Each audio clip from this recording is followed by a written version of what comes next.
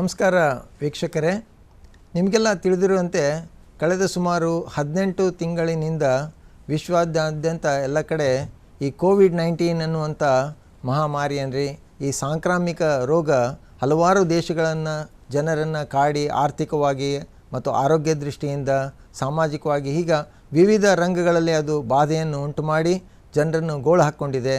ಈ ಒಂದು ವಿಶ್ವಕ್ಕೇ ಎದುರಾಗಿರುವಂಥ ಆರೋಗ್ಯದ ಸಮಸ್ಯೆ ಕೋವಿಡ್-19 ಅನ್ನುವಂಥ ಸಾಂಕ್ರಾಮಿಕ ಪ್ಯಾಂಡಮಿಕ್ ಅನ್ನುವಂಥದ್ದು ತಮಗೆಲ್ಲ ಇತ್ತೀಚೆಗೆ ಗೊತ್ತಾಗಿದೆ.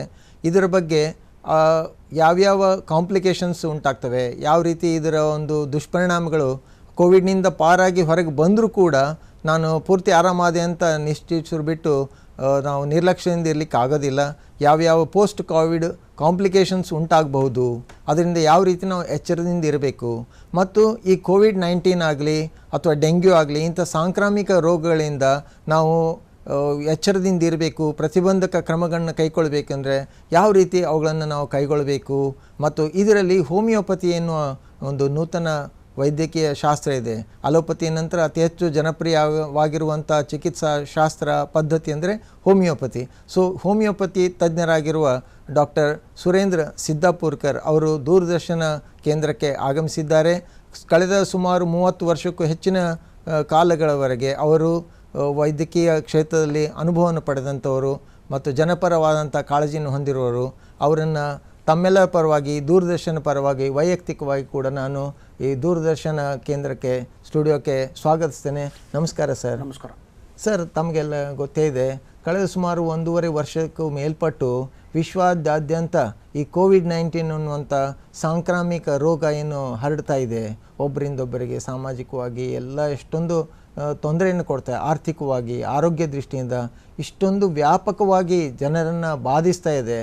ಈ ಒಂದು ಕೋವಿಡ್-19 ಈ ಕ್ಷೇತ್ರದಲ್ಲಿ ಹೋಮಿಯೋಪತಿ ಯಾವ ರೀತಿ ಸಹಾಯ ಮಾಡಬಲ್ಲದು, ಇದ್ರ ಬಗ್ಗೆ ಚರ್ಚೆ ಮಾಡಿ ತಿಳಿಸ್ಕೊಡ್ಲಿಕ್ಕೆ ಇಲ್ಲಿ ತಾವು ಆಗಮಿಸಿದ್ದೀರಿ.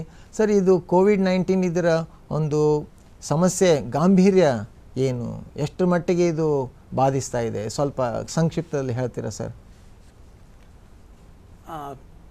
ಕೊರೋನಾ ವೈರಸ್ 19 ಈ ವೈರಸ್ ಬಾಧೆ ವುಹಾನ್ ಚೈನಾದಲ್ಲಿ ಸ್ಟಾರ್ಟ್ ಆಗಿ ಅಲ್ಲಿಂದ ಆಲ್ ಓವರ್ ದಿ ವರ್ಲ್ಡ್ ಅಂದರೆ ದೇಶದಾದ್ಯಂತ, ರಾಷ್ಟ್ರದಾದ್ಯಂತ ಸ್ಪ್ರೆಡ್ ಆಗ್ತಾ ಹೋಯಿತು. ಕಳೆದ 2 ವರ್ಷದಿಂದ ಈ ಕೋವಿಡ್ ವೈರಸ್ ಡಿಸೀಸ್ ಜಗತ್ತಿನಾದ್ಯಂತ ಎಲ್ಲ ರಾಷ್ಟ್ರಗಳಲ್ಲೂ ಹಬ್ಬಿದೆ. ಈ ಕೋವಿಡ್-19 ವೈರಸ್ ಯಾವಾಗ ಸ್ಟಾರ್ಟ್ ಆಗ್ತದಂತೆ, ತಮ್ಮ ಮನುಷ್ಯನ ರೋಗ ನಿರೋಧಕ ಶಕ್ತಿ ಯಾವಾಗ ಕುಂದುತ್ತೆ ಆ ಟೈಮ್ನಲ್ಲಿ ಈ ವೈರಸ್ ಸ್ಪ್ರೆಡ್ ಆಗ್ತದೆ. ಇದು ಒಂದು ಜಗತ್ತಿನಾದ್ಯಂತ ಬಂದಿದ್ದರಿಂದ ಎಪಿಡೆಮಿಕ್ ಡಿಸೀಸ್ ಆಗಿ ಕನ್ವರ್ಟ್ ಆಗಿ ಬಹಳಷ್ಟು ಹಾನಿಯನ್ನು ಮಾಡಿದೆ. ಬಹಳಷ್ಟು ಜೀವ ಸಾವುಗಳ ಅನುಭವಿಸಿದ್ದಾರೆ ಎಲ್ಲರೂ. ಮತ್ತು ಒಂದು ದೊಡ್ಡ ಸಾಂಕ್ರಾಮಿಕ ರೋಗ ಆಗಿ ಎಲ್ಲ ರಾಷ್ಟ್ರಗಳ ಒಂದು ದೊಡ್ಡ ಪ್ರಾಬ್ಲಮ್ ಅಥವಾ ತೊಂದರೆಯಾಗಿ ಮಾರ್ಪಟ್ಟಿದೆ. ಈಗ ನಮ್ಮ ಭಾರತ ದೇಶದಲ್ಲೂ ಇದು ಕಳೆದ 1.5 ವರ್ಷ ಅಥವಾ 2 ವರ್ಷದಿಂದ ಸ್ಪ್ರೆಡ್ ಆಕ್ಕೋತ ಮೊದಲು ಕೇರಳದಿಂದ ಸ್ಟಾರ್ಟ್ ಆಗಿ ಕರ್ನಾಟಕದಲ್ಲಿ ಬಂದು, ಕರ್ನಾಟಕದಲ್ಲಿ ನಮ್ಮ ಗುಲ್ಬರ್ಗಾನೇ ಒಂದು ಮೊಟ್ಟ ಮೊದಲ ಕೇಸ್ ಆಗಿ ಮತ್ತು ಮೊಟ್ಟ ಮೊದಲ ಡೆತ್ ಆಗಿ ನಮ್ಮ ಸ್ಟಾರ್ಟ್ ಆಗಿದ್ದು ಗುಲ್ಬರ್ಗಾಲಿಂದ ಅಂತೇಳಿ ಒಂದು ಕೆಟ್ಟ ಹೆಸರು ಗುಲ್ಬರ್ಗಾಗೆ ಬಂತು. ಮತ್ತು ಈಗ ಇದೆಲ್ಲ ಬೇರೆ ಬೇರೆ ಲಕ್ಷಣಗಳು ಹೊಂದಿದ್ದ ಬಹಳಷ್ಟು ರೋಗಿಗಳಿಗೆ ಒಂದು ತೊಂದರೆಯನ್ನು ಅನುಭವಿಸಿ ಒಂದು ವೈದ್ಯ ಲೋಕಕ್ಕೆ, ಇಡೀ ಜಗತ್ತಿನಾದ್ಯಂತ ಎಲ್ಲ ವೈದ್ಯ ಲೋಕಕ್ಕೆ ಒಂದು ದೊಡ್ಡ ಸವಾಲಾಗಿ ಚಾಲೆಂಜ್ ಆಗಿ ಎಲ್ಲ ಕಡೆ ಸ್ಪ್ರೆಡ್ ಆಗಿ ಜಾಸ್ತಿ ಹಾನಿಯನ್ನು ಮಾಡಿದೆ ಅಂತ ಹೇಳಬೇಕು ಅನಿಸ್ತದೆ. ಇದು ಹೆಚ್ಚಾಗಿ ಇದು ರೆಸ್ಪಿರೇಟರಿ ಅಂದರೆ ಈ ಶ್ವಾಸೋಚ್ಛ್ವಾಸ, ನಾವು ಉಸಿರಾಟದೇನು ವ್ಯವಸ್ಥೆ ಇದೆ ಅದನ್ನೇ ಮೇನ್ಲಿ ಬಾಧಿಸ್ತಾ ಇಲ್ಲ ಸರ್ ಪ್ರಾರಂಭದಲ್ಲಿ. ಈ ವೈರಸ್ ಏನು ಮಾಡ್ತದೆ ಅಂದರೆ, ಮೊದಲು ಮೂಗಿನ ಮುಖಾಂತರ, ಕೈ ಅಥವಾ ಮೂಗಿನ ಮುಖಾಂತರ ಗಾಳಿಯಲ್ಲಿ ಸ್ಪ್ರೆಡ್ ಆಗಿ ಬಂದು ಹ್ಞೂ ಮೂಗಿನ ಮುಖಾಂತರ ಗಂಟಲೊಳಗೆ ಹೋಗಿ ಮೊದಲು ಗಂಟಲೊಳಗೆ 1-2 ದಿವಸ ಸೆಟಲ್ ಆಗುತ್ತೆ. ಹ್ಞೂ ಗಂಟಲೊಳಗೆ ಸೆಟಲ್ ಆದಾಗ ಇನ್ನೂ 2-3 ದಿವಸ ಅವ್ರು ಯಾವುದು ಔಷಧಗಳನ್ನು ತೆಗೆದುಕೊಳ್ಳದೆ ಹೋದರೆ ಅಥವಾ ರೆಸ್ಟ್ ತೆಗೆದುಕೊಳ್ಳದೆ ಹೋದರೆ ಅವರ ಇಮ್ಯುನಿಟಿ ಅಥವಾ ರೋಗ ನಿರೋಧಕ ಶಕ್ತಿ ಕಡಿಮೆ ಇತ್ತಂತಂದರೆ ಹಾಂ ಆ ಸಮಯದಲ್ಲಿ ಅದು ರೆಸ್ಪಿರೇಟರಿ ಸಿಸ್ಟಮ್ ಒಳಗೆ ಹೋಗ್ತದೆ. ಹಾಂ ರೆಸ್ಪಿರೇಟರಿ ಸಿಸ್ಟಮ್ ಅಂದರೆ ನಮ್ಮ ಲಂಗ್ಸ್ ಒಳಗೆ ಓಕೆ ಎರಡೂ ಕಡೆ ಫುಪ್ಪುಸ ಒಳಗೆ ಎಂಟರ್ ಆಗಿ ಹ್ಞೂ ಲಂಗ್ಸ್ ಒಳಗೆ ಹೋದ್ಮೇಲೆ ಹಾಂ ಫುಪ್ಪುಸವನ್ನು ಎಂಟರ್ ಆದಮೇಲೆ ಫುಪ್ಪುಸದಲ್ಲಿ ನಮ್ಮ ಆಕ್ಸಿಜನ್ ಎಕ್ಸ್ಚೇಂಜ್ ಆಗ್ತಾ ಇರ್ತದೆ. ಆಕ್ಸಿಜನ್ ಒಳಗೆ ಹೋಗಿ ನಾವು ಕಾರ್ಬನ್ ಡೈಆಕ್ಸೈಡ್ ಬಿಡ್ತಾ ಇರ್ತೀವಿ. ಹ್ಞೂ ಈ ಎಕ್ಸ್ಚೇಂಜ್ ಒಂದು ಕ್ರಿಯೆ ಏನಿರ್ತದೆ ಹೌದು ಆ ಫುಪ್ಪುಸಗಳಲ್ಲಿ ಅದು ಅಂಟುಕೊಂಡು ಹ್ಞೂ ಎಲ್ಲ ಕಡೆ ತನ್ನ ದುಷ್ಪರಿಣಾಮವನ್ನು ಬೀರಿ ಫುಪ್ಪುಸಗಳನ್ನು ಗಟ್ಟಿ ಮಾಡಿ ಓ ಒಳಗಡೆ ಹೋಗಿದ್ದ ಉಸಿರು ಅಥವಾ ಶ್ವಾಸ ಹ್ಞೂ ವಾಪಸ್ ಬರೋ ಟೈಮಿಗೆ ಭಾಳ ಕಷ್ಟದಾಯಕ ಆಗ್ಲಿಕ್ಕೆ ಶುರು ಮಾಡ್ತದೆ. ಈ ಥರ ಅದು ಮೊದಲು ರೆಸ್ಪಿರೇಟರಿ ಸಿಸ್ಟಮ್ ಒಳಗೆ ಕಂಪ್ಲೀಟ್ ಅಟ್ಯಾಕ್ ಮಾಡಿ ಎಲ್ಲ ಲಂಗ್ಸ್ಗೆ ಎಲ್ಲ ಇನ್ಫೆಕ್ಟ್ ಮಾಡಿ ಭಾಳ ತೊಂದರೆಯನ್ನು ಅನುಭವಿಸ್ಲಿಕ್ಕೆ ಉಸಿರಾಡಿಸ್ಲಿಕ್ಕೆ ತ್ರಾಸಾಗಿ ಉಸಿರಾಡಿಸ್ಲಿಕ್ಕೆ ತ್ರಾಸ ಆಗ್ತದೆ. ಮತ್ತು ಉಸಿರಾಡಿಸೋ ತ್ರಾಸ ಆದ ಕೂಡಲೇ ಹಾಂ ಆಕ್ಸಿಜನ್ ಸ್ಯಾಚುರೇಷನ್ ನಮ್ಗೆ ಆಕ್ಸಿಜನ್ ಬೇಕು. ಹೌದು ಮನುಷ್ಯ ಬದುಕಬೇಕಾಯ್ತಂದ್ರೆ ಆಕ್ಸಿಜನ್ ಒಂದೇ ಇಂಪಾರ್ಟೆಂಟ್ ಇರ್ತದೆ. ಎಲ್ಲರಿಗಿಂತ ಇಂಪಾರ್ಟೆಂಟ್ ಏನದ ಭೂಮಿಯೊಳಗಂದ್ರೆ ಆಕ್ಸಿಜನ್. ಹ್ಞೂ ಆಕ್ಸಿಜನ್ ಕಡಿಮೆ ಆದಾಗ ಮನುಷ್ಯನಿಗೆ ಉಸಿರಾಡೋ ತೊಂದರೆ ಆದಮೇಲೆ ಹ್ಞೂ ಎಲ್ಲ ಅವನ ಅವಯವಗಳಿಗೆ ಆಕ್ಸಿಜನ್ ಕಡಿಮೆ ಹೋಗ್ಲಿಕ್ಕೆ ಶುರು ಮಾಡ್ತದೆ. ಉಸಿರಾಡ್ತಾ ತೊಂದರೆ ಶುರು ಆಗ್ತದೆ. ಅವನಿಗೆ ನಡಿಲಿಕ್ಕೆ ಆಗಂಗಿಲ್ಲ. ಆಯಾಸ ಸುಸ್ತು ಇದೆಲ್ಲ ಸ್ಟಾರ್ಟ್ ಆಗಿ ಬ್ರೀದಿಂಗ್ ಡಿಫಿಕಲ್ಟಿ ಆಯಾಸ ಉಂಟಾಗುತ್ತೆ. ಅವನಿಗೆ ಉಸಿರಾಡೋ ಸಮಸ್ಯೆ ಜಾಸ್ತಿಯಾಗಿ ಉಸಿರು ಬಂದಾಗ ಫೀಲಿಂಗ್ ಬರ್ತದೆ. ಹಾಂ ಮತ್ತು ಆಕ್ಸಿಜನ್ ಅವಾಗ ನಾವು ಸಪ್ಲಿಮೆಂಟ್ ಮಾಡಲಿಲ್ಲ ಅಂದರೆ ಹಾಂ ಅವ ತೊಂದರೆ ಅನುಭವಿಸ್ಬೇಕಾಗ್ತದೆ. ಓಕೆ. ಇದು ಒಬ್ಬರಿಂದೊಬ್ಬರಿಗೆ ಯಾವ ರೀತಿ ಗಾಳಿ ಮುಖಾಂತರ ಹರಡ್ತದೋ ಅಥವಾ ಕೈ ಮುಟ್ಟಿ ಅಥವಾ ಕಾಮನ್ ಒಂದೇ ಬಳಸೋದ್ರಿಂದ ಯಾವ ರೀತಿ ಇದು ಹೆಚ್ಚಾಗಿ ಹಬ್ಬುತ್ತಾ ಇದೆ ಸರ್? ಈ ವೈರಸ್ ಏನು ಮಾಡ್ತದೆ ಅಂದರೆ ರೆಸ್ಪಿರೇಟರಿ ಸಿಸ್ಟಮ್ ಒಳಗಿದ್ದದಕ್ಕೆ ಹಾಂ ಯಾವಾಗ ಪೇಷಂಟ್ ಯಾರು ಕೋವಿಡ್ ವೈರಸ್ಲಿಂದ ಬಳಲ್ತಾ ಇರ್ತಾನೆ ಹೌದು ಅವನು ಜಾಸ್ತಿ ಕೆಮ್ಮದಾಗ ಹಾಂ ಸೀನದಾಗ ಹ್ಞೂ ಗಾಳಿ ಒಳಗೆ ಅವೆಲ್ಲ ವೈರಸ್ ಸ್ಪ್ರೆಡ್ ಆಗಿಬಿಡ್ತದೆ. ಹಾಂ ಒಂದು ಮೊದಲ WHO ಪ್ರಕಾರ 3 ಫೀಟ್ ಅಷ್ಟು ಸ್ಪ್ರೆಡ್ ಆಗ್ತದೆ ಅಂತೇಳಿ ಮೊದಲಿನ ರಿಪೋರ್ಟ್ಸ್ ಬಂದಿದ್ದು. ಆಮೇಲೆ ಈಗ 1 ಮೀಟರ್ ಅಷ್ಟು ಸ್ಪ್ರೆಡ್ ಆಗಬಹುದು. ಹಾಂ ಆಮೇಲೆ ಅದು ಜಾಸ್ತಿ ಯಾವಾಗ ಆಯಿತು ಹ್ಞೂ ಎಲ್ಲ ಕಡೆ ಗಾಳಿ ಒಳಗೆ ವೈರಸ್ ಸ್ಪ್ರೆಡ್ ಆಗಿ ಆಲ್ ಓವರ್ ದಿ ವರ್ಲ್ಡ್ ಅದು ಸ್ಪ್ರೆಡ್ ಆಗಲಿಕ್ಕೆ ಒಂದು ಕಾರಣ ಆಯಿತು.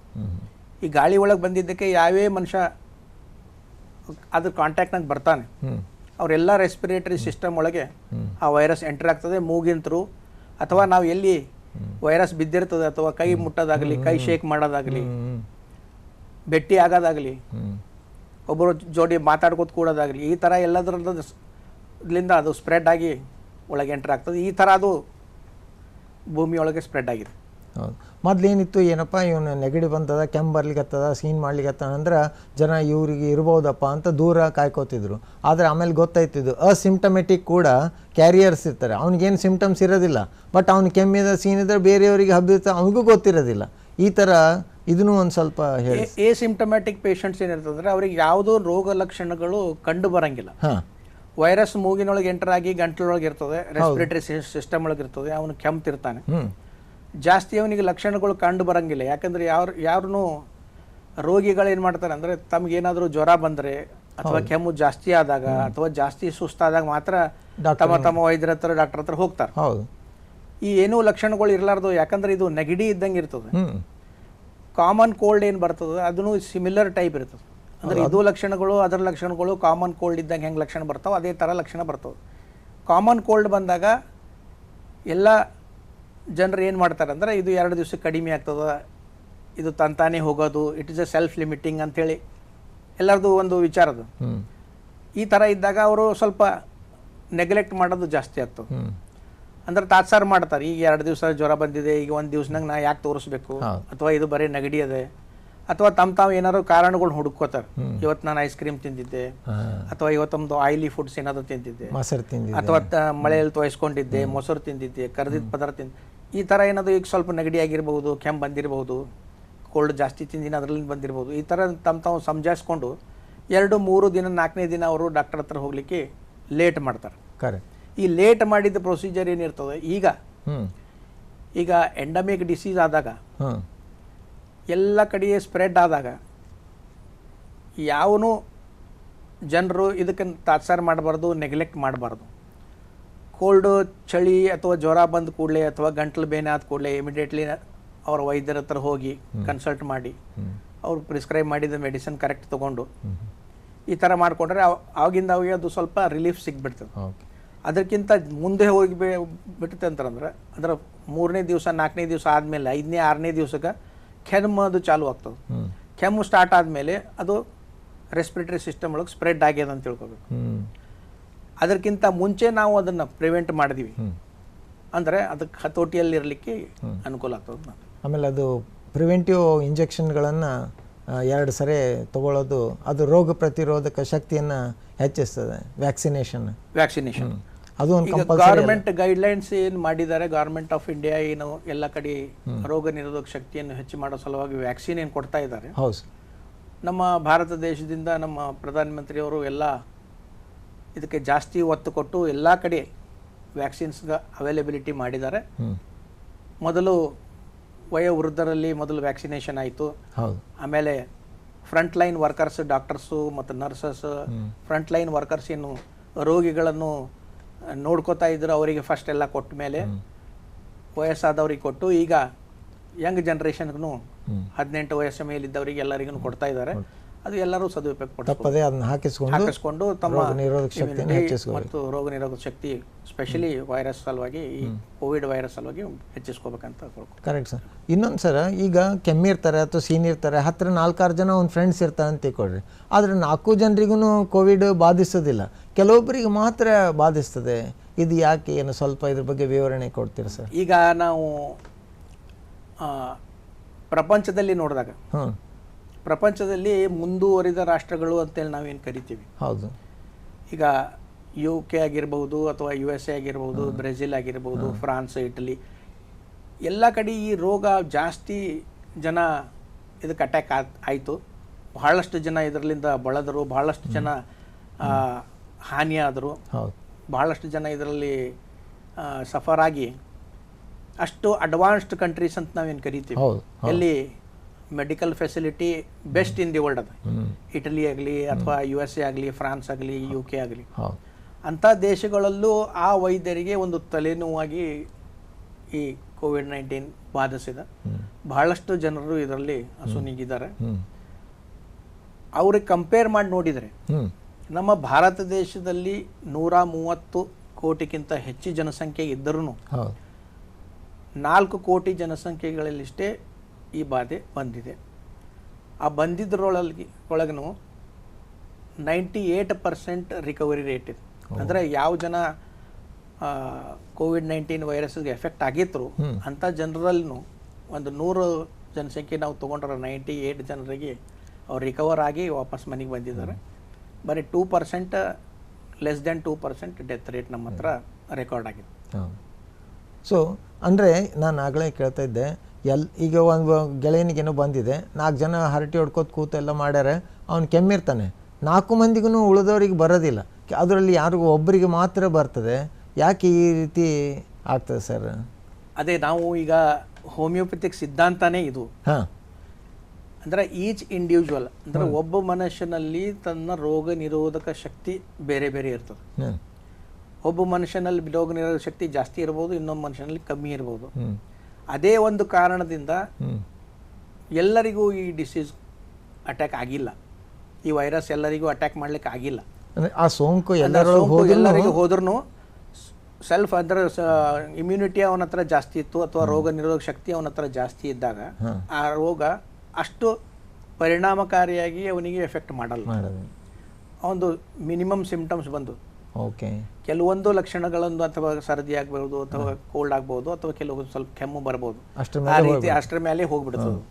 ಅದಕ್ಕೆ 80 to 90% ಆಫ್ ದಿ ಪೇಷಂಟ್ಸ್ ಜಾಸ್ತಿ ಜನ ನಮ್ಮ ಮನೆಯಲ್ಲಿನೇ ಆರೈಕೆ ಮಾಡಿಕೊಂಡು ಕಡಿಮೆ ಆಗಿಲ್ಲ. ಇದ್ರಾಗ ಏನಂದ್ರೆ ಕೋವಿಡ್-19 ವೈರಸ್ಗೆ ನಾವು ಲಕ್ಷಣಗಳು ಬೇರೆ ಬೇರೆ ಅಂಥೇಳಿ 3 ಟೈಪ್ ಬೇರೆ ಬೇರೆ ಕ್ಯಾಟಗರೈಸ್ ಮಾಡಿದ್ದಾರೆ. WHO ಅವರು ಕ್ಯಾಟಗರೈಸ್ ಮಾಡಿದ್ದಾರೆ. ಫಸ್ಟು ಕೋಲ್ಡ್ ಆಗೋದು, ಸ್ನೀಸಿಂಗ್ ಬರೋದು ಅಥವಾ ಫೀವರ್ ಬರೋದು, ಜನರಲ್ ವೀಕ್ನೆಸ್ ಬರೋದು, ಇದು ಫಸ್ಟ್ ಲೈನ್ ಆಫ್ ಸಿಂಪ್ಟಮ್ಸ್ ಇರ್ತದೆ. ಸೆಕೆಂಡ್ ಲೈನ್ ಆಫ್ ಸಿಂಪ್ಟಮ್ಸ್ನಲ್ಲಿ ಏನೇನು ಬರ್ತದೆ ಅಂದ್ರೆ ಜ್ವರ ಜಾಸ್ತಿ ಆಗೋದು, ಆಯಾಸ ಜಾಸ್ತಿ ಆಗೋದು, ಗಂಟ್ಲು ಬೆನ್ನಿ ಆಗೋದು, ಆಮೇಲೆ ಸುಸ್ತು ಜಾಸ್ತಿಯಾಗಿ ಬ್ರೀದಿಂಗ್ ಡಿಫಿಕಲ್ಟಿ ಆಗೋದು. ಇದು ಎರಡನೇ ಟೈಪ್ ಆಫ್ ಸಿಂಪ್ಟಮ್ಸ್. ಅದರೊಳಗೆ ಸ್ಮೆಲ್ ಹೋಗ್ಬಿಡ್ತದೆ, ಟೇಸ್ಟ್ ಸ್ಮೆಲ್ ಇವೆರಡು ಹೋಗ್ತಾವೆ. ಇವೆಲ್ಲ ಏನದ 5ರಿಂದ 8 ದಿನದೊಳಗೆ ಇವೆಲ್ಲ ಜಾಸ್ತಿ ಸಿಂಪ್ಟಮ್ಸ್ ಕಂಡು ಬರ್ತಾವೆ. 8 ದಿನ ಆದಮೇಲೆ ಯಾವಾಗ ಅದು ರೆಸ್ಪಿರೇಟರಿ ಸಿಸ್ಟಮ್ಗೆ ಒಳಗೆ ಪುಪ್ಪುಸ್ ಒಳಗೆ ಎಫೆಕ್ಟ್ ಮಾಡ್ಲಿಕ್ಕೆ ಶುರು ಮಾಡ್ತದೆ. ಅಂದ್ರೆ ನಮ್ಮ ಪುಪ್ಪುಸದೊಳಗಿನ ಭಾಳಷ್ಟು ಭಾಗ ಯಾವಾಗ ಎಫೆಕ್ಟ್ ಮಾಡ್ತದೆ ಅವಾಗ ಅವನಿಗೆ ಬ್ರೀದಿಂಗ್ ಡಿಫಿಕಲ್ಟಿ ಆಗೋದು, ದಮ್ಮು ಬರೋದು, ಅಥವಾ ಆಕ್ಸಿಜನ್ ಸ್ಯಾಚುರೇಷನ್ ಕಡಿಮೆ ಆಗೋದು. ನಾವು ಪಲ್ಸ್ ಆಕ್ಸಿಮೀಟ್ರಿಗೆ ಎಲ್ಲರಿಗೂ ಗೊತ್ತಿದ್ದಂಗೆ ಆಕ್ಸಿಜನ್ ಸ್ಯಾಚುರೇಷನ್ ಪಲ್ಸ್ ಆಕ್ಸಿಮೀಟರ್ ಹಚ್ಚಿ ನೋಡ್ತಾರೆ. ಅವು ನೋಡಿದಾಗ ಯಾವ 100 ಇರಬೇಕು ಆಕ್ಸಿಜನ್ ಸ್ಯಾಚುರೇಷನ್, ಅದು 98 96 ಕಡಿಮೆ ಹಾಕೋತ ಬರ್ತದೆ. ಲೆಸ್ ದೆನ್ 90 ಆದಾಗ ಅವರಿಗೆ ಹಾಸ್ಪಿಟಲೈಸ್ ಮಾಡೋದು ಅಥವಾ ಹಾಸ್ಪಿಟಲ್ ಕರ್ಕೊಂಡು ಹೋಗೋದು, ಆಕ್ಸಿಜನ್ ಸಪೋರ್ಟ್ ಕೊಟ್ಟರೆ ಮತ್ತು ಅವರು ರಿಕವರಿ ಆಗೋ ಚಾನ್ಸಸ್ ಜಾಸ್ತಿ ಇರ್ತವೆ. ತಾವು ಇದೇ ಹೇಳ್ತಾ ಇದ್ದೀರಿ ಸರ್, ರೋಗ ನಿರೋಧಕ ಶಕ್ತಿ ಏನ್ರಿ ಅಥವಾ ರೋಗ ಪ್ರತಿಬಂಧಕ ಶಕ್ತಿ ಏನ್ರಿ ಅಥವಾ ಇಮ್ಯುನಿಟಿ ಯಾರಲ್ಲಿ ಜಾಸ್ತಿ ಇರ್ತದೆ, ಈ 4 ಮಂದಿಯೊಳಗೆ ಎಲ್ಲರೆದ್ರೆ ಕೆಮ್ಮಿದ್ರು ಯಾರಿಗೆ ಇಮ್ಯುನಿಟಿ ಕಡಿಮೆ ಇರ್ತದೆ ಅವನಿಗೆ ಬಾಧಿಸ್ತದೆ, ಉಳಿದವರು ಹಾಗೆ ಹೋಗಿಬಿಡ್ತಾರಂತ. ಸರ್ ಏನಿದು ರೋಗ ನಿರೋಧಕ ಶಕ್ತಿ ಅಥವಾ ಪ್ರತಿಬಂಧಕ ಶಕ್ತಿ ಅಂದರೆ ಇಮ್ಯುನಿಟಿ ಅಥವಾ ಇಮ್ಯೂನ್ ಸಿಸ್ಟಮ್ ಅನ್ನೋದೇನು ಇರ್ತದೆ, ಅದ್ರ ಬಗ್ಗೆ ಸ್ವಲ್ಪ ತಿಳಿಸ್ಕೊಡ್ರಿ. ಇಮ್ಯುನಿಟಿ ಅಥವಾ ಇಮ್ಯೂನ್ ಸಿಸ್ಟಮ್ ಅಂದರೆ ಎಲ್ಲ ಜನರಲ್ಲಿ ಒಂದು ರೋಗ ನಿರೋಧಕ ಶಕ್ತಿ. ಅಂದ್ರೆ ಹೊರಗಿಂದ ಏನಾದರೂ ಎಂಟರ್ ಆದಾಗ, ಫಾರಿನ್ ಬಾಡಿ ಎಂಟರ್ ಆದಾಗ, ಅಥವಾ ವೈರಸ್ ಅಥವಾ ಬ್ಯಾಕ್ಟೀರಿಯಾ ಬೇರೆ ಬೇರೆ ಆಯಾಮಗಳ ಪ್ರಕಾರ ಬಾಡಿ ಒಳಗೆ ಎಂಟರ್ ಆದಾಗ ಎಲ್ಲ ಜನರಲ್ಲಿ ಒಂದು ರೋಗ ನಿರೋಧಕ ಶಕ್ತಿ ಇರ್ತದೆ, ಒಂದು ಇಮ್ಯುನಿಟಿ ಪವರ್ ಇರ್ತದೆ. ಅದು ಏನು ಮಾಡ್ತದೆ ಅಂದರೆ ಒಂದು ಒಳಗಿನ ಸೈನಿಕರಿದ್ದಂಗೆ, ನಮ್ಮ ಇದು ಕೋಟೆ ಇದ್ದಂಗೆ, ನಮ್ಮ ಬಾಡಿ ಒಂದು ಕೋಟೆ ಇದ್ದಂಗೆ. ಇಮ್ಯುನಿಟಿ ಏನಿರ್ತದೆ ನಮ್ದು ಒಂದು ಸೈನಿಕರು ಒಂದು ಗ್ರೂಪ್ ಇದ್ದಂಗೆ, ಒಂದು ಆರ್ಮಿ ಇದ್ದಂಗೆ, ರಕ್ಷಣಾ ಪಡೆ ಇದ್ದಂಗೆ. ಆ ರಕ್ಷಣಾ ಪಡೆ ಏನು ಮಾಡ್ತದೆ ಅಂದರೆ ಯಾವಾಗ ಬ್ಯಾಕ್ಟೀರಿಯಾ ಅಥವಾ ವೈರಸ್ ಅಥವಾ ಡಿಫರೆಂಟ್ ಆಯಾಮಗಳು ಒಳಗೆ ಹೋಗ್ತಾವ, ಅದನ್ನು ಫೈಟ್ ಮಾಡಿ ಅದನ್ನು ಪುಷ್ ಮಾಡಿ ಹೊರಗೆ ಹಾಕೋದು ಪ್ರಯತ್ನ ಮಾಡ್ತಾ ಇರ್ತದೆ. ಎಲ್ಲರಲ್ಲಿ ಇದು ಒಂದು ತಮ್ಮ ಸೆಲ್ಫ್ ಇಮ್ಯುನಿಟಿ ಇರ್ತದೆ, ರೋಗ ನಿರೋಧಕ ಶಕ್ತಿ ಇರ್ತದೆ. ಅದರಲ್ಲಿ ನಮಗೆ ಅದಕ್ಕೆ ಈಗೇನು ಗೊತ್ತಾಯ್ತು, ಈಗ ನಾವು ಏನು ಈಗ ಸ್ಟಡಿ ಮಾಡಿದ ಪ್ರಕಾರ ಈ COVID-19 ಒಳಗೆ ರೂರಲ್ ಏರಿಯಾಸ್ನಾಗ ಅದು ಕಡಿಮೆ ಎಫೆಕ್ಟ್ ಆಗಿದೆ, ಸಿಟಿ ಏರಿಯಾನೊಳಗೆ ಜಾಸ್ತಿ ಎಫೆಕ್ಟ್ ಆಗಿದೆ. ಎಲ್ಲಿ ಫ್ಲ್ಯಾಟ್ಸ್ ಕಲ್ಚರ್ನಾಗ ಇರ್ತಾರೆ, ದೊಡ್ಡ ದೊಡ್ಡ ಫ್ಲ್ಯಾಟ್ಸ್ನಾಗ ಇರ್ತಾರೆ, ಅಲ್ಲಿ ಜಾಸ್ತಿ COVID-19 ಕಂಡು ಬಂದಿದೆ. ಯಾರು ಇಂಡಿವಿಜುವಲ್ ದೂರ ಮನೆಗಳು ಇರ್ತಾವೆ, ನಮ್ಮ ಹಳ್ಳಿ ಪ್ರದೇಶದಲ್ಲಿ ಒಂದೊಂದು ಹೊಲದಾಗ ಒಂದೊಂದು ಮನೆ ದೂರ ಇರ್ತಾವೆ. ಆ ಥರ ಇದ್ದಾಗ ಸ್ಪ್ರೆಡ್ ಆಗೋ ಚಾನ್ಸಸ್ ಭಾಳ ಕಡಿಮೆ ಇರ್ತಾವೆ. ಮತ್ತು ಅವರು ಬಿಸಿಲಿಗೆ ಗಾಳಿಗೆ ಎಕ್ಸ್ಪೋಸ್ ಆದಾಗ, ಆಮೇಲೆ ಚಲೋ ಅವರು ಊಟ ಉಪಚಾರ ಕರೆಕ್ಟ್ ಇರ್ತದೆ ಅವ್ರದ್ದು, ಕಲುಷಿತ ಆಹಾರಗಳು ಅವ್ರು ತಿನ್ನಂಗಿಲ್ಲ, ಏರ್ ಪೊಲ್ಯೂಷನ್ ಕಡಿಮೆ ಇರ್ತದೆ, ಕಲುಷಿತ ಆಹಾರ ಅವ್ರು ಜಾಸ್ತಿ ತಿನ್ನಂಗಿಲ್ಲ. ಇದರಿಂದ ಸ್ಟ್ರೆಸ್ ರಿಲೇಟೆಡ್ ಪ್ರಾಬ್ಲಮ್ಸ್ ಇನ್ಕ್ರೀಸ್ ಇರ್ತಾವೆ ಸಿಟಿ ಒಳಗೆ. ಈ ಥರ ಇದ್ದಾಗ ಅವ್ರದ್ದು ಇಮ್ಯುನಿಟಿ ಪವರು ಬೇರೆಯವ್ರಿಗೆ ಕಂಪೇರ್ ಮಾಡಿದರೆ ಬೆಟರ್ ಇದು ಅಂತ ಹೇಳ್ಬೋದು. ಆಮೇಲೆ ಇನ್ನೊಂದು ಸರ್, ನಾನು ತಮ್ಗೆ ಜಸ್ಟ್ ವೀಕ್ಷಕರಿಗೆ ತಿಳಿಸ್ಕೊಡ್ಲಿ ಅಂತಿಕೊಂಡು, ಈ ಕೋಮಾರ್ಬಿಡಿಟಿ ಇದ್ದವರಿಗೆ ಜಾಸ್ತಿ ಅದು ಡೆತ್ ಆಗೋ ಚಾನ್ಸಸ್ ಇರ್ತದೆ, ಅದರ್ವೈಸ್ ಇದ್ದವನು ಮತ್ತೆ ಡಿಸ್ಚಾರ್ಜ್ ಆಗಿ ಮನೆಗೆ ಬಂದುಬಿಡ್ತಾನೆ. ಏನಿದೆ ಸರ್ ಸ್ವಲ್ಪ ಕೋಮಾರ್ಬಿಡಿಟಿ ಅಂದ್ರೆ ಏನು, ಅದು ಏನು ಸ್ವಲ್ಪ ವೀಕ್ಷಕರಿಗೆ ತಿಳಿಸ್ಕೊಡ್ತೀರಾ? ಕೋಮಾರ್ಬಿಡಿಟೀಸ್ ಅಂತಂತಂದರೆ ಆಲ್ರೆಡಿ ಯಾರು ರೋಗಿಗಳು ಸಫರ್ ಆಗ್ತಾ ಇದ್ದಾರೆ, ಆಲ್ರೆಡಿ ಅವರು ಡಯಾಬಿಟಿಸ್ ಸಫರ್ ಆಗ್ತಿರ್ಬೋದು, ಹೈಪರ್ ಟೆನ್ಷನ್ ಇರ್ಬೋದು, ಕಾರ್ಡಿಯಾಕ್ ಪ್ರಾಬ್ಲಮ್ಸ್ ಇರ್ಬೋದು, ಕಿಡ್ನಿ ಡಿಸೀಸ್ನ ಬಳಲ್ತಿರ್ತಾರೆ, ಜಾಸ್ತಿ ಜನ ಕ್ಯಾನ್ಸರ್ ಟ್ರೀಟ್ಮೆಂಟ್ ಮಾಡ್ಕೋತಿರ್ತಾರೆ, HIV AIDS ಪೇಷಂಟ್ಸ್ ಇರ್ತಾರೆ, ಟ್ಯೂಬರ್ಕುಲೋಸಿಸ್ ಪೇಷಂಟ್ಸ್ ಇರ್ತಾರೆ, ಮತ್ತೆ ರೆಸ್ಪಿರೇಟರಿ ರಿಲೇಟೆಡ್ ಡಿಸೀಸ್ನಾಗ ಬಳಲ್ತಿರ್ತಾರೆ, especially asthmatics, allergy, COPD, asthmatic allergy, ಇವೆಲ್ಲ ಅಂದರೆ ನಮ್ಮ ಪರ್ಪಸ್ ರಿಲೇಟೆಡ್ ಏನು ಡಿಸೀಸಸ್ ಅವೆಲ್ಲ ಕೋಮಾರ್ಬಿಡಿಟಿ ಒಳಗೆ ಬರ್ತಾವ. ಸ್ಪೆಷಲಿ ಡಯಾಬಿಟಿಸ್ ಒಂದು ದೊಡ್ಡ ಸಮಸ್ಯೆ ಇದೆ. ಇದರೊಳಗೆ ಏನದ ರೋಗ ನಿರೋಧಕ ಶಕ್ತಿನೂ ಕಡಿಮೆ ಆಗಿರ್ತದೆ, ಮತ್ತೆ ಅವರಿಗೆ ಜಾಸ್ತಿ ಅಟ್ಯಾಕ್ ಆಗೋ ಚಾನ್ಸಸ್ ಜಾಸ್ತಿ ಇರ್ತಾವೆ. ಯಾಕಂದ್ರೆ ಅವರಿಗೆ ಆಲ್ರೆಡಿ ಡಯಾಬಿಟಿಸ್ ಇರ್ತದೆ, ಶುಗರ್ ಇದ್ದ ಕಾರಣ ಅವರಿಗೆ ಯಾವುದೋ ಇನ್ಫೆಕ್ಷನ್, ಇದು ಒಂದೇ ಅಲ್ಲ, ವೈರಸ್ ಇನ್ಫೆಕ್ಷನ್ ಅಂತೆಲ್ಲ, ಬ್ಯಾಕ್ಟೀರಿಯಲ್ ಇನ್ಫೆಕ್ಷನ್ ಆಗಿರ್ಬೋದು, ಬೇರೆ ಇನ್ಫೆಕ್ಷನ್ ಆಗಿರ್ಬೋದು, ಶುಗರ್ ಪೇಷಂಟ್ಸ್ ಒಳಗೆ ಜಲ್ದಿ ಕಡಿಮೆ ಆಗಂಗಿಲ್ಲ ಸರ್. ಅದಲ್ಲದೆ ಈಗ ಟ್ರೀಟ್ಮೆಂಟ್ ಸಲುವಾಗಿ ಹಾಸ್ಪಿಟ್ಲಿಗೆ ಅಡ್ಮಿಟ್ ಆಗಿರ್ತಾರೆ, ಆದ್ರೆ ಬಂದ ಮೇಲೆ ನಾ ಪೂರ ಆರಾಮಾದೆ ಅಂತ ನಿಶ್ಚಿಂತೆಯಿಂದ ಇರಬಾರ್ದು, ಕಾಳಜಿ ಒಳಗೇ ಇರಬೇಕು. ಯಾಕಂದರೆ ಕೆಲವೊಂದೇನು ಕೋವಿಡ್ ಕಾಂಪ್ಲಿಕೇಶನ್ಸ್ಗಳು ರಿಪೋರ್ಟ್ ಆಗ್ಯಾವ ನೋಡಿ ಸರ್, ಅದ್ರ ಬಗ್ಗೆ ಸ್ವಲ್ಪ ತಿಳಿಸ್ಕೊಡ್ತೀರಾ? ಕೋವಿಡ್ ಕಾಂಪ್ಲಿಕೇಶನ್ಸ್ ಈಗ ನಾವು ನೋಡ್ತಾ ಇದ್ದೀವಿ. ಪೋಸ್ಟ್ ಕೋವಿಡ್ ಕಾಂಪ್ಲಿಕೇಶನ್ ಒಳಗೆ ಏನಾಗ್ತದಂದ್ರೆ ಆಲ್ರೆಡಿ ಡಯಾಬಿಟಿಸ್ ಬಳಲ್ತಾ ಇದ್ದವ್ರದ್ದು ಶುಗರ್ ಜಾಸ್ತಿ ಆಗಿದೆ. ಹಾಂ ಆಮೇಲೆ ಕ್ಯಾನ್ಸರ್ ಪೇಷಂಟ್ಸ್ ಯಾರು ಟ್ರೀಟ್ಮೆಂಟ್ ಮಾಡ್ತಾ ಇರ್ತಾರೆ ಅವರಿಗೆ ಕೆಲವೊಂದು ಜನಕ್ಕೆ ಇನ್ಕ್ರೀಸ್ ಆಗಿದೆ. HIV ಪೇಷಂಟ್ಸು ಮೆಡಿಸಿನ್ಸ್ ತೊಗೋತಿರ್ತಾರೆ ಅವರಿಗೆ ಇನ್ಕ್ರೀಸ್ ಆಗಿದೆ. ಆಮೇಲೆ ಕೋವಿಡ್ ಟ್ರೀಟ್ಮೆಂಟ್ ಇಟ್ ಸೆಲ್ಫ್ ಅದರೊಳಗೆ ಏನಾಗ್ತದೆ ಜಾಸ್ತಿ ಅವರು ರೆಸ್ಪಿರೇಟರಿ ಪ್ರಾಬ್ಲಮ್ಸ್ ಆದಾಗ, ಸಮಸ್ಯೆಗಳು ಆದಾಗ, ದಮ್ಮು ಜಾಸ್ತಿ ಆದಾಗ ಅವರಿಗೆ ನಾವು ಬೇರೆ ಬೇರೆ ಥರದ ಔಷಧಗಳು ಕೊಟ್ಟಿದ್ದಾರೆ. ಅಲೋಪತಿಕ್ ಮೆಡಿಸಿನ್ಸ್ ಎಲ್ಲ ಕೊಟ್ಟಿದ್ದಾಗ ಸ್ಟೀರಾಯ್ಡ್ನು ಕೊಟ್ಟಿರ್ತಾರೆ. ಸ್ಟೀರಾಯ್ಡ್ ಕೊಟ್ಟಾಗ ಇದು ರಾಮಬಾಣಗತ್ಲಿ ಯೂಸ್ ಮಾಡಿರ್ತಾರೆ. ಲಾಸ್ಟ್ ಪೇಷಂಟ್ಸ್ ಬದುಕಿಸೋ ಸಲುವಾಗಿ ಸ್ಟೀರಾಯ್ಡ್ ಕೊಟ್ಟಿರ್ತಾರೆ. ಆ ಕೊಟ್ಟಾಗ ಸ್ಟೀರಾಯ್ಡ್ ಕಂಟಿನ್ಯೂ ಯೂಸ್ ಮಾಡಿದಾಗ ಅವ್ರದ್ದು ಶುಗರ್ ಜಾಸ್ತಿ ಆಗಿದೆ, ಕೆಲವೊಬ್ಬರಿಗೆ BP ಜಾಸ್ತಿ ಆಗಿದೆ, ಕೆಲವೊಬ್ಬರಿಗೆ ಹಾರ್ಟ್ ಅಟ್ಯಾಕ್ ಚಾನ್ಸಸ್ ಜಾಸ್ತಿ ಆಗಿದೆ. ಆಲ್ರೆಡಿ ಅವರು ಹಾರ್ಟ್ ಪೇಷಂಟ್ ಇರ್ತಾರೆ ಮತ್ತು ಇವೆಲ್ಲ ಕೊಟ್ಟಾಗ ಸ್ವಲ್ಪ ಅವ್ರಿಗೆ ಹಾರ್ಟ್ ಅಟ್ಯಾಕ್ ಆಗೋ ಚಾನ್ಸಸ್ನು ಇನ್ಕ್ರೀಸ್ ಆಗಿದೆ. ಇವು ಕೋಮಾರ್ಬಿಡ್ ಸಿಂಪ್ಟಮ್ಸ್ ಇದ್ದವರಿಗೆ ಈ ಕಾಂಪ್ಲಿಕೇಶನ್ಸ್ ಮುಂದೆ ಏನಾದರೂ ಜಾಸ್ತಿ ಆಗಿದೆ. ಆಮೇಲೆ ಇನ್ನೊಂದೇನು ಇಂಪಾರ್ಟೆಂಟ್ ಏನು ಎಲ್ಲರೂ ಮರಿತಾರೆ ಅಂದರೆ ರೆಸ್ಪಿರೇಟರಿ ಸಿಂಪ್ಟಮ್ಸ್ ಇದ್ದಾಗ ಜಾಸ್ತಿ ಅವ್ರದ್ದು ಪುಪ್ಪುಸ ಇನ್ವಾಲ್ವ್ ಆದಾಗ, ಪುಪ್ಪುಸದ ಒಂದು 25% ಅಂತ ಒಂದು ಇದು ಮಾಡ್ಕೊಂಡಿದ್ದು ಮಾನದಂಡ ಏನು ಒಂದದ CT ಸ್ಕೋರ್ಸ್ ಅಂತೇಳಿ ಏನ್ಬಾರ್ದು 25ರೊಳಗೆ 17, 18, 19, 20 ಈ ಥರ ಒಂದೊಂದು ಮಾಡಿ ಇದ್ದಂಗೆ ಅದು 25 ಫ್ಲೋರ್ಸ್ನಾಗೆ ಒಂದು 15 ಫ್ಲೋರ್ಸ್ ಎಫೆಕ್ಟ್ ಆಗಿದೆ. ಈ ಥರ ಒಂದು ಮಾನದಂಡ ಮಾಡಿಕೊಂಡು ಅದರ ಪ್ರಕಾರ ಟ್ರೀಟ್ಮೆಂಟ್ ಮಾಡ್ತಾ ಇರ್ತಾರೆ. ಯಾರು CT ಸ್ಕೋರ್ ಕಡಿಮೆ ಇರ್ತದೆ ಅವರಿಗೆ ರಿಕವರಿನೂ ಫಾಸ್ಟ್ ಇರ್ತದೆ, ಕೋಮಾರ್ಬಿಡಿಟಿಸ್ನು ಕಡಿಮೆ ಇರ್ತಾವೆ, ಮುಂದೆ ರಿಕವರಿ ಚಾನ್ಸಸ್ನು ಜಾಸ್ತಿ ಇರ್ತದೆ. ಯಾವ ಜನಕ್ಕೆ ಜಾಸ್ತಿ ಇನ್ವಾಲ್ವ್ಮೆಂಟ್ ಇರ್ತದೆ, ಈ 25 ಮಾಡಿ ಒಳಗೆ 20 ಮಾಡಿ ಜಾಸ್ತಿ ಆಗಿತ್ತು ಅಥವಾ 22 ಮಾಡಿ ಆಗಿದ್ದವರು ಅಷ್ಟು ತನಕ ಎಫೆಕ್ಟ್ ಆದವ್ರು ಏನಿರ್ತಾರೆ ಆ ಥರ ಇದ್ದವು ಪೇಷಂಟಿಗೆ ಏನದ ಮತ್ತು ಕಾಂಪ್ಲಿಕೇಶನ್ಸ್ ಆಗೋದು ಜಾಸ್ತಿ. ಅದರ ದಸಿಂದ ಅವರು ಭಾಳ ಎಚ್ಚರಿಕೆ ವಹಿಸಿ ಡಿಸ್ಚಾರ್ಜ್ ಆಗಿ ಬಂದ ಮೇಲೆ ಕೂಡ ನಾ ಪೌರ ಪಾರಾದೆ ಅಂತ ತಿಳ್ಕೊಂಡು ಬೇಜವಾಬ್ದಾರಿಯಿಂದ ಇರಬಾರ್ದು, ಕಾಳಜಿ ತಗೋಬೇಕು. ಅವ್ರದ್ದು ಯಾವ ಕಂಡೀಷನ್ ಒಳಗೆ ಡಿಸ್ಚಾರ್ಜ್ ಮಾಡಿದಾರೆ, ಅವ್ರದ್ದು ಏನು ಕಂಡೀಷನ್ ಇತ್ತು, ನಿಮ್ಮ ಡಾಕ್ಟರ್ ಜೋಡಿ ಕನ್ಸಲ್ಟ್ ಮಾಡಿ ಅವ್ರು ಯಾವ ಥರ ನಮಗೆ ಗೈಡೆನ್ಸ್ ಕೊಡ್ತಾರೆ.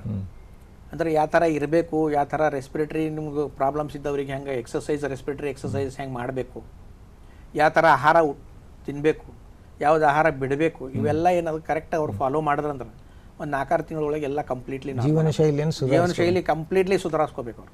ಇನ್ನೊಂದು ಡಾಕ್ಟರ್ ಸಾಹೇಬ್ರೆ, ಇದು ಗಾಯದ ಮೇಲೆ ಬರೀ ಎಳ್ದಂಗೆ ಅಂತ ಇದು ವೈರಸ್ದು ಅಟ್ಯಾಕ್ ಆಗೋದ್ರ ಜೊತೆಗೇ ಈ ವೈಟ್ ಫಂಗಸ್, ಬ್ಲ್ಯಾಕ್ ಫಂಗಸ್ ಮತ್ತು ಯೆಲ್ಲೋ ಫಂಗಸನ್ನು ಇತ್ತೀಚೆಗೆ ಅದು ಹಾಸ್ಪಿಟಲ್ನಲ್ಲಿ ಅಡ್ಮಿಟ್ ಅಂತ ಆಕ್ಸಿಜನ್ ಹಚ್ಚಿದವರು ಅದೊಂದು ಭಾಳ ಕೆಟ್ಟ ಅನಿಸುವಂಥ ಒಂದು ಪರಿಸ್ಥಿತಿ. ಅದ್ರ ಬಗ್ಗೆ ಸ್ವಲ್ಪ ತಿಳಿಸ್ಕೊಡಿ ಸರ್. ಈ ಬ್ಲ್ಯಾಕ್ ಫಂಗಸ್ ಅಥವಾ ವೈಟ್ ಫಂಗಸ್ ಇದು ಏನಾಯ್ತು ಅಂದರೆ ಎಲ್ಲರೂ ಜನರದ್ದು ಇಮ್ಯುನಿಟಿ ಕಡಿಮೆ ಆಗೋಗಿತ್ತು. ರೋಗ ನಿರೋಧಕ ಶಕ್ತಿ ಕೋವಿಡ್ ಒಳಗೆ ರೋಗ ನಿರೋಧಕ ಶಕ್ತಿ ಕಡಿಮೆ ಆಗಿರ್ತದೆ. ಕೋವಿಡಿಂದ ಅವ್ರು ಪಾರಾಗಿ ಹೊರಗೆ ಬಂದಿರ್ತಾರೆ. ಅವಾಗ ಅವ್ರ ರೋಗ ನಿರೋಧಕ ಶಕ್ತಿ ಇನ್ನೂ ಇಂಪ್ರೂವ್ಮೆಂಟ್ ಆಗಿರಂಗಿಲ್ಲ. ಇಂಥ ಸಮಯದಲ್ಲಿ ಈಗ ಬ್ಲ್ಯಾಕ್ ಫಂಗಸ್ ಸ್ಟಾರ್ಟ್ ಆಯಿತು. ಬ್ಲ್ಯಾಕ್ ಫಂಗಸ್ ಒಳಗೆ ಏನಾಗ್ತದೆ ಅಂದರೆ ಅದು ಒಂದು ನೀರಿನ ಮೇಲೆ ಪಾಚಿ ಹಂಗೆ ಬೆಳೀತದೆ, ಆ ಥರ ಒಂದು ಫಂಗಸ್ ಇರ್ತದೆ.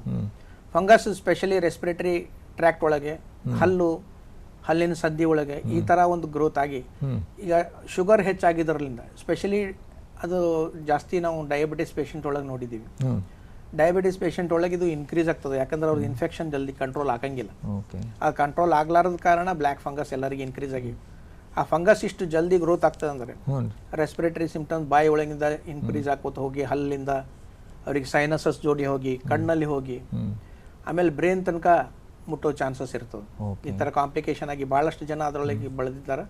ಬಟ್ ಅಂದ್ರೂ ನಮ್ಮ ಭಾರತ ದೇಶದಲ್ಲಿ ಅದನ್ನು ಪೂರ್ತಿ ಹತೋಟಿಯಲ್ಲಿದೆ ಅಂತೇಳಿ ಹೇಳ್ಬೋದು. ಈ ಹಿನ್ನೆಲೆಯಲ್ಲಿ ಹೋಮಿಯೋಪತಿಯ ಪಾತ್ರ ಅಂದರೆ ಅಥವಾ ಮಹತ್ವ ಅಂದರೆ ಯಾವ ರೀತಿ ನಾವು ಅದು ಪಾತ್ರವನ್ನು ವಹಿಸ್ತದೆ ಅದ್ರ ಬಗ್ಗೆ ಸ್ವಲ್ಪ ಹೇಳ್ಕೊಡ್ತೀರಿ ಸರ್? ಯಾಕಂದರೆ ಅಲೋಪತಿ ನಂತರ ಜಗತ್ತಿನಾದ್ಯಂತ ಅತಿ ಹೆಚ್ಚು ಜನಪ್ರಿಯವಾಗಿರುವಂಥ ವೈದ್ಯಕೀಯ ಚಿಕಿತ್ಸಾ ಶಾಸ್ತ್ರ ಮತ್ತು ಕಲೆ ಅಂತಂದರೆ ಹೋಮಿಯೋಪತಿನೇ ಆಗಿದೆ. ಸೊ ಅದ್ರ ಬಗ್ಗೆ ತಾವು ಕಳೆದ 30 ವರ್ಷಕ್ಕಿಂತ ಹೆಚ್ಚು ಸೇವೆ ಸಲ್ಲಿಸಿ ಜನರಿಗೆ ಉಪಚಾರ ನೀಡಿ ಅನುಭವವನ್ನು ಪಡೆದಿದ್ದೀರಿ. ಈ ಹಿನ್ನೆಲೆಯಲ್ಲಿ ಹೋಮಿಯೋಪತಿಯ ಪಾತ್ರ ಸ್ವಲ್ಪ ಹೇಳಿ ಸರ್. ಕೋವಿಡ್-19 ಯಾವಾಗ ಸ್ಟಾರ್ಟ್ ಆಯಿತು ಆವಾಗಿಂದ ಹೋಮಿಯೋಪತಿ ಸಿಸ್ಟಮ್ ಆಫ್ ಮೆಡಿಸಿನ್ ಅಥವಾ ಸೆಂಟ್ರಲ್ ಕೌನ್ಸಿಲ್ ಆಫ್ ಹೋಮಿಯೋಪತಿ ಅವರ ಕಡೆಯಿಂದ ರೋಗ ನಿರೋಧಕ ಶಕ್ತಿ ಹೆಚ್ಚಾಗಂಗೆ ಅಥವಾ ಪ್ರಿವೆಂಟಿವ್ ಔಷಧ ಕೊಡಂಗೆ ಹೋಮಿಯೋಪತಿಕ್ ಸೆಂಟ್ರಲ್ ಕೌನ್ಸಿಲಿಂದ ಅರ್ಸೆನಿಕ್ ಆಲ್ಬ್ ಅಂತ ಹೇಳಿ ಒಂದು ಮೆಡಿಸಿನ್ಸ್ ನಾವೆಲ್ಲ ಕಡೆ ಹಂಚಿದ್ದೀವಿ. ಆಲ್ ಓವರ್ ದಿ ವರ್ಲ್ಡ್ ಇದು ಆಯಿತು. ಹೋಮಿಯೋಪತಿ 2ನೇ best medical science in the world ಅಂತೇಳಿ ಈಗ ಬಂದಿದೆ. ಮೋಸ್ಟ್ ಪಾಪ್ಯುಲರ್ ಅನ್ಬೋದು ಈಗ. ಆಮೇಲೆ ಒಂದು 100 ಕಂಟ್ರಿಗಿಂತ ಜಾಸ್ತಿ 100 ದೇಶಗಳಲ್ಲಿ ಹೋಮಿಯೋಪತಿಕ್ ಚಿಕಿತ್ಸೆ ನಡೀತಾ ಇದೆ. ಆಮೇಲೆ ಹೋಮಿಯೋಪತಿಕ್ ಪ್ರಿವೆಂಟಿವ್ ಮೆಡಿಸಿನ್ ಎಲ್ಲ ಕಡೆ ಕೊಟ್ಟಿದ್ದಾರೆ. ಈಗ ಈ ಹೋಮಿಯೋಪತಿಕ್ ಮೆಡಿಸಿನ್ಸ್ ಒಳಗೆ ಬೇರೆ ಬೇರೆ ಲಕ್ಷಣಗಳನ್ನು ನೋಡಿಕೊಂಡು ನಾವು ಔಷಧ ಕೊಡ್ತಾ ಇರ್ತೀವಿ. ಈ ಬೇರೆ ಬೇರೆ ಔಷಧಗಳು ಆರ್ಸೆನಿಕ್ ಆಗಿರ್ಬೋದು ಅಥವಾ ಬ್ರಯೋನಿ ಆಗಿರ್ಬೋದು, ಫಾಸ್ಫರಸ್ ಆಗಿರ್ಬೋದು, ಈ ಥರ ಬೇರೆ ಬೇರೆ ಔಷಧಗಳು ರೋಗದ ಲಕ್ಷಣಗಳು ಕಂಡುಕೊಂಡು ಅದರ ಪ್ರಕಾರ ನಾವು ಔಷಧ ಕೊಟ್ಟಿದ್ದೇ ಆದರೆ ಭಾಳಷ್ಟು ಜನ ಹೋಮಿಯೋಪತಿಕ್ ಮೆಡಿಸಿನ್ಸ್ ತಗೊಂಡು ಕಡಿಮೆಯಾದವರು ಭಾರತ ದೇಶದಲ್ಲಿ ಎಲ್ಲ ರಾಜ್ಯಗಳಲ್ಲಿ ನಾವು ಕಾಣಬಹುದು. ಸೊ ಎಷ್ಟೇ ಹೋಮಿಯೋಪತಿ ಔಷಧಗಳು ಅದು ಬಾಯಲ್ಲಿಟ್ಟರೆ ಸಕ್ಕರೆ ಗುಳಿಗೆ ಹಂಗಿರ್ತದೆ, ಅದೇನು ಸೈಡ್ ಎಫೆಕ್ಟ್ ಇಲ್ಲಪ್ಪ ಅಂತ ತಿಳ್ಕೊಂಡು ಸ್ವಯಂ ಚಿಕಿತ್ಸೆ ಮಾಡಿಸ್ಕೊಳ್ಳಾರ್ದೆ ತಜ್ಞ ಮತ್ತು ಅನುಭವಿ ವೈದ್ಯರ ಸಲಹೆ ಮಾರ್ಗದರ್ಶನ ಪ್ರಕಾರ ಚಿಕಿತ್ಸೆ ಪಡೆದು ತಮ್ಮ ಪೋಸ್ಟ್ ಕೋವಿಡ್ ಕಾಂಪ್ಲಿಕೇಶನ್ನಿಂದ ಹೊರಗೆ ಬರ್ಬೋದು, ಅಥವಾ ಈ ಒಂದು ರೋಗ ನಿರೋಧಕ ಶಕ್ತಿಯನ್ನು ವೃದ್ಧಿಸಿಕೊಂಡು ತಮ್ಮ ಆರೋಗ್ಯವನ್ನು ಕಾಪಾಡಿಕೊಳ್ಳುವಲ್ಲಿ ಈ ಹೋಮಿಯೋಪತಿ ತುಂಬ ಒಂದು ಸಹಾಯ ಮಾಡ್ತದೆ. ಈ ಒಂದು ವಿಷಯದ ಬಗ್ಗೆ ತಾವು ಕೋವಿಡ್ ಬಗ್ಗೆ ಇರ್ಬೋದು ಅಥವಾ ಪೋಸ್ಟ್ ಕೋವಿಡ್ ಕಾಂಪ್ಲಿಕೇಶನ್ಸ್ ಬಗ್ಗೆ ಆಯಿತು, ಯಾವ ರೀತಿ ಹೋಮಿಯೋಪತಿ ಜನರ ಒಂದು ರೋಗ ನಿರೋಧಕ ಶಕ್ತಿಯನ್ನು ಅತ್ಯಂತ ಅಂದರೆ ದುಷ್ಪರಿಣಾಮ ರಹಿತವಾದಂಥ ಒಂದು ರೀತಿಯಲ್ಲಿ ಜನರ ಆರೋಗ್ಯವನ್ನು ಹೆಚ್ಚಿಸುವಲ್ಲಿ ಪಾತ್ರವಹಿಸ್ತದೆ ಅಂತ ನಮಗೆಲ್ಲರಿಗೂ ವೀಕ್ಷಕರಿಗೆ ತಿಳಿಸ್ಕೊಟ್ರಿ. ಧನ್ಯವಾದಗಳು sir. Thank you very much.